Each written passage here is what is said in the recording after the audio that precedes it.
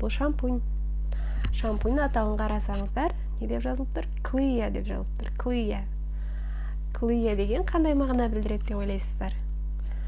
Clear деген ол таза деген сөз. Яғни бұл шампуньның атауы таза. Астын қарасаңыздар, man деп тұр. Ал man деген қандай сөз деп ойлайсыздар? Man деген ағылшынша ер адам деген сөз. Яғни бұл шампуньның аты таза, және бұл шампунь кімдерге арналған? Ер адамдарға арналған.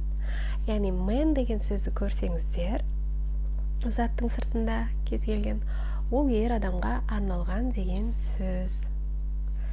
Таза шампуньмен таныс болыңыздар. Clear, таза.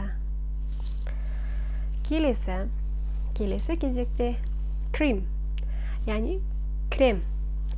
Ағылшыншада крем атауы ұқсайды, қараңыздар.